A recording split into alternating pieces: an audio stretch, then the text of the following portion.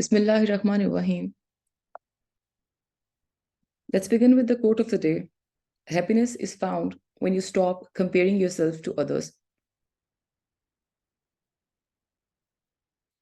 Today, I'll be presenting a topic of minerals under the kind supervision of Dr. Saira Afzal. Assalamu alaikum everyone, I'm Dr. Ramna Khan. The learning outlines of today would be introduction of magnesium, iodine, iron, and fluoride, their sources, functions, and deficiency disorders, recent advances, MCQs. The learning outcomes. At the end of the presentation, my colleagues would be able to describe different aspects of magnesium, iron, iodine, and fluoride.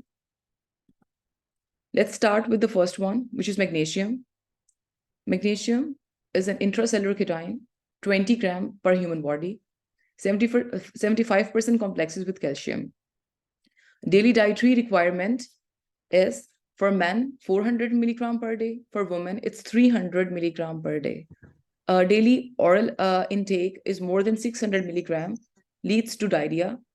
Intravenous intake is more than 600 milligram, which can lead to the CNS depression. Magnesium-rich foods, almonds, spinach, avocado, potatoes, brown rice, cashews. Magnesium dietary sources are cereals, beans, leaves, fish, the leafy vegetables. Absorption of dietary magnesium is from the proximal renal tubules. Normal serum magnesium concentration is 1.8 to 2.2 milligram per deciliter. Ionized magnesium is 60%, protein-bound magnesium is 30%, and magnesium bound to other ions is 10%. Hemostasis is maintained by kidney. The absorption is through the carrier protein. The PTH increases absorption of magnesium. Functions of magnesium. It functions as activator of enzymes like alkaline phosphatase, hexokinase, fructokinase, phosphofructokinase, decreases the neuromuscular irritability, plays role in insulin sensitivity. Magnesium supplementation increases glucose tolerance. Magnesium deficiency decreases insulin-dependent uptake of glucose.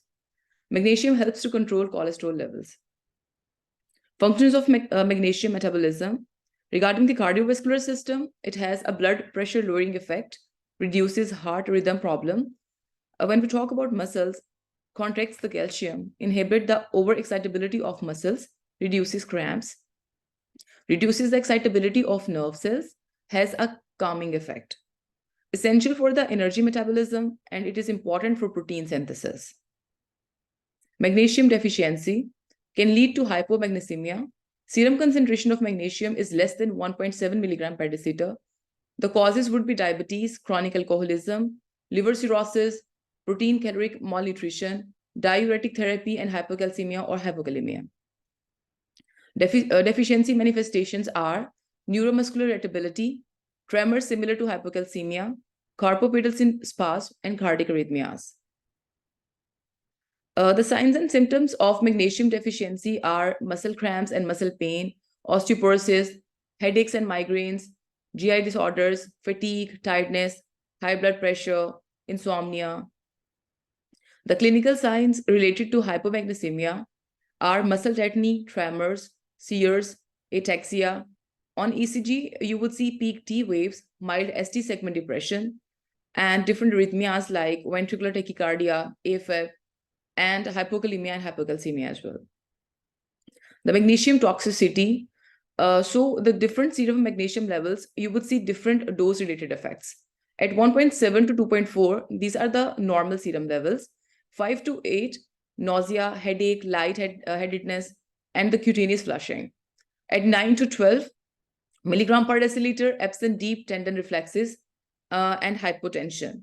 At 12 to 15 milligram per deciliter, there would be AV blocks, muscle paralysis, hyperventilation, and more than 15, there would be cardiac asystole, respiratory arrest, and coma.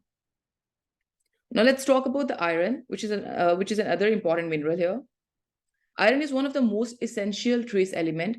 Total body iron content is 3 to 5 gram, 75% in blood, the rest is in liver, bone marrow, and muscles. Iron is present in almost all cells. Heme is the most predominant iron-containing substance. it is a constituent of proteins, enzymes, the hemoproteins, myoglobin, cytochromes, catalase, xanthine oxidase, peroxidase, non-heme iron transferrin, ferritin, hemosiderin. The top 10 foods which are highest in iron are fortified cereals, shellfish, large white beans, baking chocolate, white button mushrooms, beef, dried fruit, spinach, squash, and pumpkin seeds, and so on. So the recommended daily allowance for men and postmenopausal women is 10 milligram. The premenopausal woman, 15 to 20 milligram, and pregnant women, it is 30 to 60 milligram. The biochemical functions of iron. Iron is a component of several functionally important molecules. Iron is required for the synthesis of hemoglobin, myoglobin, cytochromes, catalase, and peroxidase. Cytochromes and certain non-heme proteins are necessary for electron transport chain and oxidative phosphorylation. Peroxidase, the lysosomal enzyme, is required for phagocytosis and killing of bacteria. Iron is also essential for the synthesis of non-heme iron compounds like succinate dehydrogenase, iron sulfur proteins of flower proteins, and NADH dehydrogenase. Iron helps mainly in the transport, storage, and utilization of oxygen. Iron is associated with effective immunocompetence of body. The factors which are affecting iron absorption, these are vitamin C, gastric acid, gastric secretions, hydrochloric acid, and acidic pH. They increase the iron absorption. Those which are decreasing the iron absorption are phosphate, tannate, tetracycline, EDTA, milk, alkaline pH, and so on. Storage of iron. Iron stored in the body. 65% is carried by the RBCs, 30% stored as ferritin in liver, bone marrow, and spleen, 4% stored as myoglobin, skeletal muscles, and rest in the transit throughout the body, bound to transferrin and iron-binding proteins. Now let's talk about ferritin. It is the iron which is stored in liver, spleen, and bone marrow in the form of ferritin. In the mucosal cells, ferritin is temporary storage form of iron, and ferritin contains about 23% iron. Ferritin in plasma level is elevated in iron overload. Ferritin level in blood is an index of body iron stores. Ferritin is an acute phase reactant protein elevated in inflammatory diseases. Hemosiderin. It is another iron storage protein which can hold about 35% of iron by weight. Hemosiderin accumulates when iron levels are increased. Ferritin is a protein shell packed with hundreds to thousands of iron particles. Hemosiderin is an aggregate of hundreds to thousands of ferritin particles plus amorphous proteins and lipid. Both are supraparamagnetic and collected by the macrophages and the Jala cells. Excretion of iron. Iron loss is in the feces, exfoliating skin, urine. For males, it's 1 milligram per day, and for the menstruating females, it's 2 milligram per day. Persons with marked iron overload, they are mostly at the 4 milligram per day concentration. Disorders of iron metabolism, iron deficiency, and iron overload are the major disorders of iron metabolism. Iron deficiency causes a reduction in the rate of hemoglobin synthesis and erythropoiesis. It can result in iron deficiency anemia. Causes are of the iron deficiency it is mostly caused by the inadequate intake, impaired absorption, chronic blood loss, and increased demand. Iron deficiency anemia mostly occurs in growing children, adolescent girls, pregnant and lactating women. The symptoms of iron deficiency, let's talk about the clinical features, which would be microcytic hypochromic anemia, in which the size of the RBCs are smaller than normal and have much reduced hemoglobin content. Weakness, fatigue, and dizziness and palpitation would be seen. Non-specific symptoms are nausea, anorexia, constipation, and menstrual irregularities. Iron deficiency anemia is a nutritional disorder in which the blood lacks adequate healthy RBCs with hemoglobin less than 12 gram per deciliter. So about 2 million of the world's population are anemic. Anemia is more common in women than men. Global prevalence of anemia among women is 29% of non-pregnant women and 38% of the pregnant women. It affects 43% of children. Iron overload, hemosiderosis and hemochromatosis and iron poisoning are conditions associated with iron overload. Hemosiderosis refers to accumulation of hemosiderin in liver and other reticuloendothelial system. There is no significant tissue destruction. Hemosiderosis is an initial stage of iron overload. Hemochromatosis is a clinical condition in which iron is directly deposited in the tissues, liver, spleen, pancreas, and skin. Hemochromatosis may be genetic or acquired. It's primary or either secondary. Genetic or primary hemochromatosis is a hereditary disorder due to an unregulated increase in the intestinal absorption of iron from normal diet. Iron is deposited as hemosiderin in liver, pancreas, heart, and other organs. After accumulation, excessive amount of intracellular iron leads to tissue injury and organ failure. Acquired or secondary hemochromatosis is caused by excess intake of iron, increased hemolysis, and repeated blood transfusions.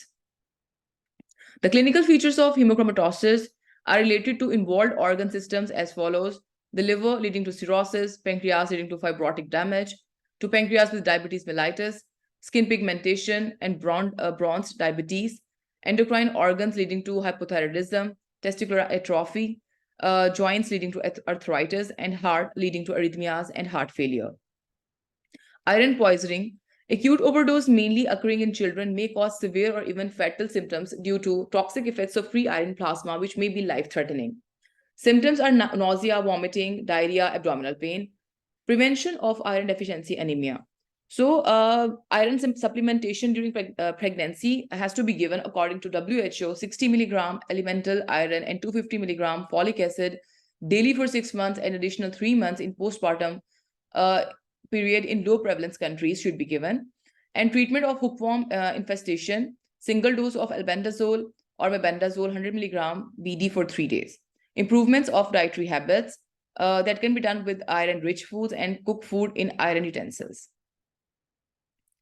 Interventions. Iron fortification is very cost-effective in areas of iron deficiency. It involves the addition of iron, usually combined with folic acid, to the appropriate food vehicle made available to the population as a whole.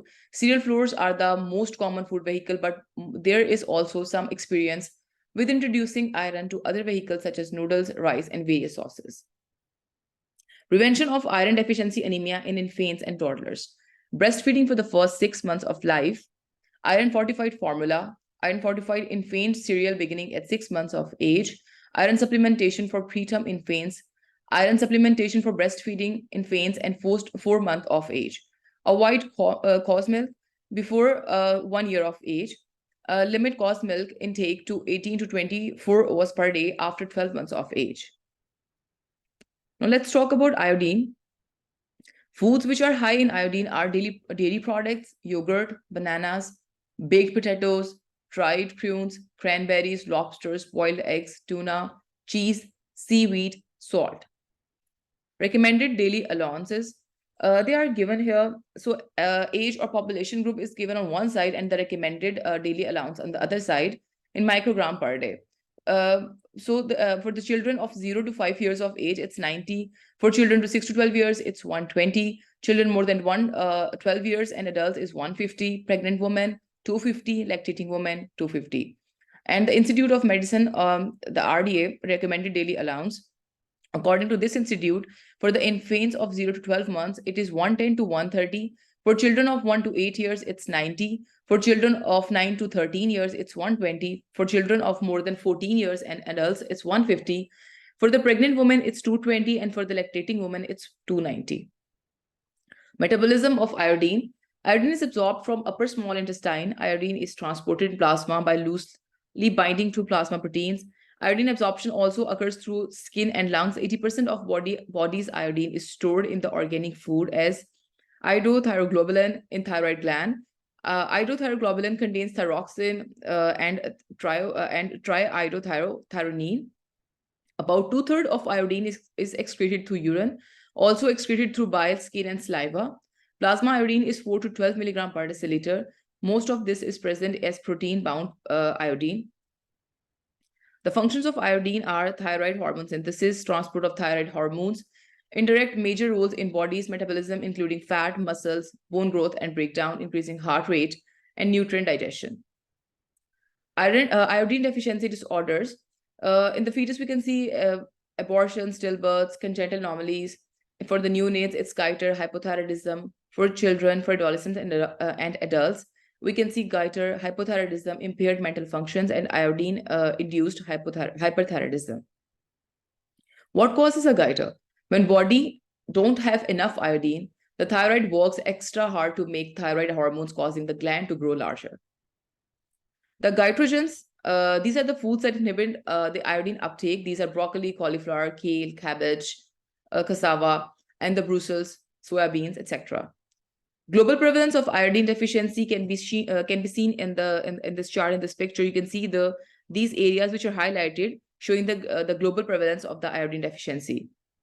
Global Iodine Deficiency Disorders Prevention Day is October 21, 2020. October 21 is basically the day, and how to prevent iodine deficiency would be we have to eat the foods which are rich in iodine, take an iodine supplement, and have iodized salt in small amounts. The different levels of prevention at the primary level, these are health promotion. We have to give the health education, and that would be by creating awareness and educating people to eat iodine-rich foods. And then we have to do the environmental modifications, fertilizers, increasing the soil, reducing the iodine volatilization loss. And a nutritional intervention would be by food fortification, fortified salts, double fortified salts, spraying potassium iodide solution on the salt heap, and by the lifestyle changing and behavioral changing. Difficult, slow, and gradual process, but that would be very much a time saver as well, but it's going to be beneficial. Avoid the goitrogens and prefer iodine-rich foods.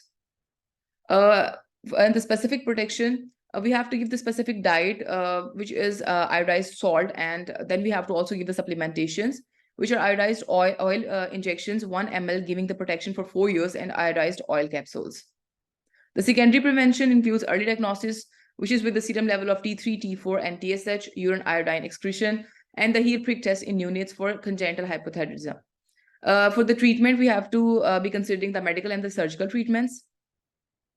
The tertiary prevention would be the disability limitation and the rehabilitation. The disability limitation is by the preventing the transition of disease from impairment, handicap, the dysphagia, and the dyspnea surgery. Rehabilitation would be by the psychological support.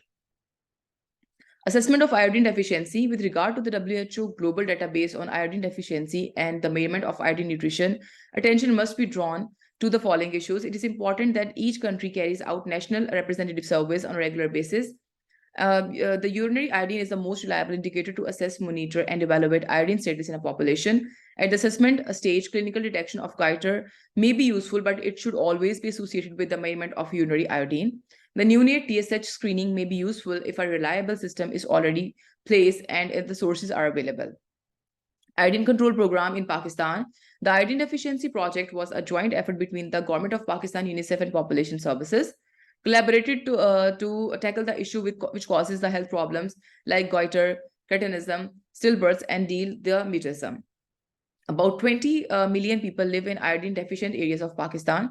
Of these, 8 million show some manifestation of iodine deficiency, and at least 1 million show some degree of mental retardation. Iodine control program in Pakistan, the previous effects is to fortify oil with iodide had been met with limited success. The next simple option was to fortify salt with iodine, successful, but still could not reach the rural population. The laborers at salt processing plants with the technical abilities to iodize the salt, instead of focusing on the harmful and the negative aspects of the disease, the campaign chose to concentrate on positive images. Hand and pot logo, the goals of the campaign were to increase iodized salt consumption to combat iodine deficiency, as well as to create demand for iodized salt through social marketing while also increasing production. Let's talk about the fluoride. The top sources of the fluoride are the fluoridated water, the toothpaste, salt supplemented with fluoride, food cooked with fluoridated water, and so on. RDA for fluoride is for the infants of 0 to 6 months, it's 0.01 milligram. For 7 to 12 months, 0.5. For children of different age, it's also shown here. And for the adolescents, males aging 14 to 18 years, it is 3 milligram per day, and so on. Functions of fluoride, it is to the formation of bones and teeth, helps making teeth resistant to decay, helps make bone resistant to mineral loss, and so on. The fluoride deficiency may cause tooth decay, susceptibility to infections, curvature of the spine, weak eyesight. Fluoride toxicity, the effects of the fluoride toxicity are the acute and the chronic one. The acute effects are nausea, vomiting, hypocalcemia, and the chronic effects are dental fluorosis, skeletal fluorosis, hypersensitivity, and so on. Different symptoms with the skeletal fluorosis, we should not ignore them. These symptoms are slow onset. These are the lower back pain, the stiffness, clicking or crackling sounds, pain in joints, and so on. The fluoride toxicity, the treatment would be symptomatic. Milk or eggs can be given, lime water, vomiting, so that the majority of ingested fluoride is expelled. In a hospital, cardiac monitoring should be done, gastric lavage, and general supportive measures should be given. The small solution, big benefits. So fluoride, that is the slogan here. The US Department of Health and Human Services announced a recommendation that community water systems adjust the amount of fluoride to 0.7 milligram per liter to achieve an optimal fluoride level to help prevent the tooth decay. Now, let's talk about the recent advances. Iron fortification adversely affects the gut microbiome. The study indicates that the iron in micronutrient powder favors growth of several of the potentially pathogenic subgroups. At the same time, iron decreases abundance of lactobacillus, shifting gut microbial balance away from beneficial barrier strains towards a potentially more pathogenic profile. Now, there's another article, serum transferrin receptor levels for the assessment of iron and iron deficiency in populations. According to it, serum transferrin receptor levels combined with measurements of ferritin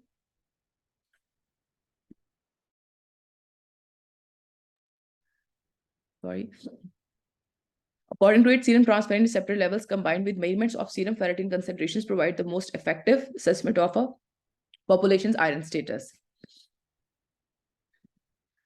The importance of iodine in public health. The WHO has indicated the median urinary iodine of 100 to 199 microgram per liter in a population is regarded as indicative of an adequate iodine intake.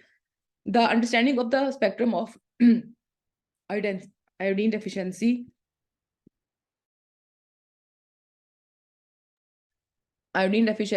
disorders led to the formation of the International Council for the Control of Iodine Deficiency Disorders, which has promulgated the use of household iodized salt and the use of salt as in food processing and manufacture. Dental caries and fluoride. Several dental caries is a frequent cause of absenteeism at school or work. An association between the dental caries and undernutrition in children has been reported in some low and middle income countries. Now let's talk about the MCQs. Diagnosis of iron deficiency can be complicated by concurrent infection, since many markers of iron status are altered by infection. Which of the following combinations of iron status markers is likely to be found in a person with both iron deficiency and a severe infection? Low hemoglobin, high ferritin, and high serum transferrin receptors, high hepcidin. B is low hemoglobin, low ferritin, high serum transferrin receptor, low hepcidin. C is low hemoglobin, low ferritin, normal serum transferrin. And D is low hemoglobin, low ferritin, and low serum transferrin receptors, high hepcidin. And E is the normal hemoglobin, low ferritin, low serum transferrin receptors. So which one is the option? A. Yes, it is A.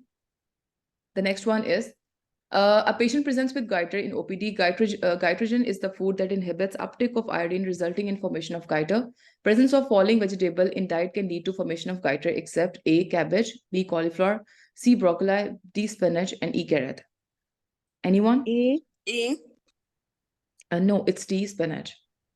3, a patient presents with goiter in OPD. Doctor advised him to some labs. According to WHO, what level of urinary iodine is indicative of adequate iodine uptake? A, 100 to 119, B is 50 to 100, C is 200 to 300, D is 400 to 500, and E is 400 to 500. Anyone? C.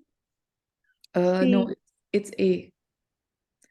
A student of MBBS is studying about nutrients and minerals, fortification of food with which of the following nutrients results in gut inflammation and diarrhea?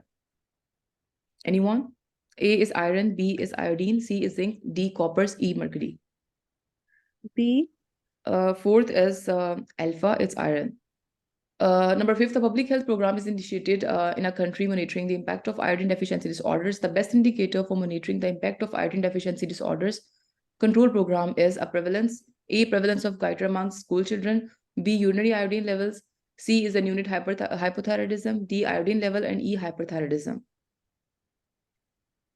D. Anyone? D. No, that is C, neonatal. Fifth is Charlie, that is neonatal hypothyroidism. An obese patient with known history of diabetes and hypertension presented to OPD. Which of the following functions is a natural medicine for cholesterol, as it stimulates enzymes that lower bad cholesterol and enhances good cholesterol? A is iodine, B magnesium, C iron, D calcium, E copper. C. That is B magnesium. Seventh is a patient of diabetes presents to the diabetes center of hospital. Deficiency of DASH increases the risk of poor glycemic control and diabetes retinopathy in diabetic patients. A, magnesium, B, iron, C, iodine, D, zinc, E, lead. E.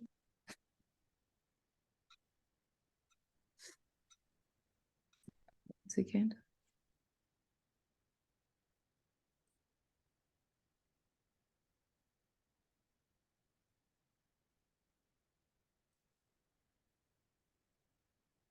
One minute, please.